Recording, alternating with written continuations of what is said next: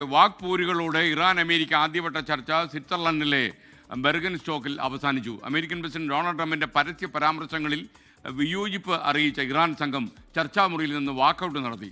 ചർച്ചകൾ തുടരുമെന്നും ഇരു രാജ്യങ്ങൾ അറിയിച്ചു. മാത്രമല്ല, ഈ ലാസ്റ്റിൽ ഒരു ഫോട്ടോ എടുപ്പുണ്ട്, ചിരിച്ചുകൊണ്ടിരുന്ന എല്ലാവരോട് ഒരു പടമെടുപ്പ്. ആ പടമെടുപ്പിനും ഇറാൻ നിന്നുകൊടുത്തില്ല. കാര്യം അമേരിക്കൻ പ്രസിഡന്റ് വാ തുറന്നാൽ എന്തെങ്കിലും പറയും. അമേരിക്കയിൽ നിന്ന് മധു കൊട്ടാരക്കര ലേറ്റസ്റ്റ് വിവരങ്ങളുമായി നമുക്കൊപ്പം ചേരുന്നു. മധു, ഗുഡ് മോർണിംഗ്.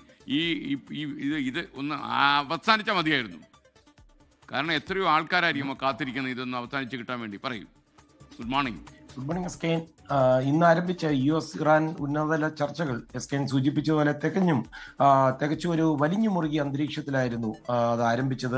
ആക്രമണം നടത്തുമെന്ന് ഡൊണാൾഡ് ട്രംപ് ഫോക്സ് ന്യൂസുമായിട്ട് ടെലിഫോണിൽ സംസാരിക്കുമ്പോഴാണ് ഈ ഭീഷണി മുഴക്കിയത്. അത് മാത്രമല്ല, അദ്ദേഹം ഇറാൻ പ്രസിഡന്റ് മസൂദ് പെസഷ്കിയാൻ സംസാരിക്കുമ്പോൾ സൂക്ഷിച്ച് സംസാരിക്കണമെന്നുള്ള ഒരു മുന്നറിയിപ്പും കൊടുത്തിരുന്നു. ഇതാണ് ഈ ചർച്ചകളുടെ തുടക്കത്തിൽ തന്നെ ഇറാന്റെ വലിയ പ്രതിഷേധത്തിന് കാരണമായത്. എങ്കിലും ഈ പ്രതിസന്ധികൾക്കിടയിലും ഇരുപക്ഷത്തെയും പ്രതിനിധികൾ രാത്രി വൈകിയും ചർച്ച തുടരുമെന്നാണ് സ്വിറ്റ്സർലൻഡിൽ നിന്ന് ലഭിക്കുന്ന ഏറ്റവും പുതിയ വിവരം. ഇറാന്റെ പങ്കാളിത്തം ഈ ചർച്ചകളിൽ ഉറപ്പിച്ചു നിർത്തുവാൻ US വൈസ് പ്രസിഡന്റ് JD വാൻസിനും അതുപോലെ മധ്യസ്ഥരായ പാകിസ്ഥാനും ഖത്തറിനുമൊക്കെ വലിയ ശ്രമങ്ങൾ നടത്തേണ്ടി വന്നു.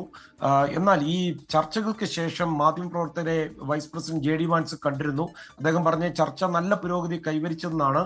അത് മാത്രമല്ല, ഈ സമാധാനം പ്രോത്സാഹിപ്പിക്കുന്നതിനായി എല്ലാവരും ഒരുമിച്ച് പ്രവർത്തിക്കുന്ന ഒരു ഭാവിയിലേക്കുള്ള ചർച്ചകളായിട്ട് ഇപ്പോൾ നടക്കുന്ന ചർച്ചകൾ മാറുമെന്ന് അദ്ദേഹത്തിന് ഒരു ശുഭാപ്തി വിശ്വാസവും പ്രകടിപ്പിച്ചിട്ടുണ്ട്.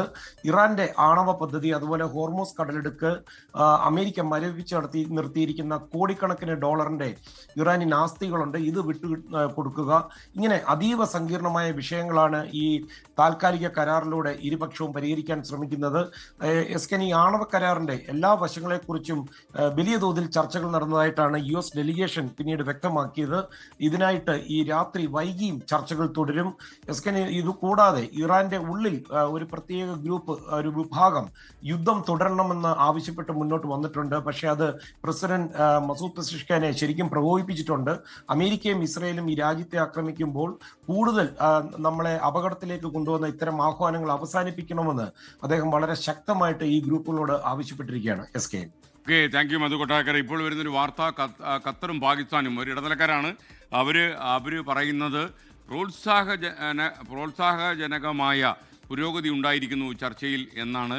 മാത്രമല്ല, സ്വിറ്റ്സർലൻഡിൽ ഈ സാങ്കേതിക കമ്മിറ്റി ചർച്ചകൾ തുടരുമെന്നും ഒരുപക്ഷെ നല്ല ഫലമുണ്ടാകുമെന്നും പ്രതീക്ഷയുള്ള ജോയിന്റ് സ്റ്റേറ്റ്മെന്റ് ഈ ഖത്തറും പാകിസ്ഥാനും ഇറക്കിയെന്ന വാർത്ത വരുന്നുണ്ട്.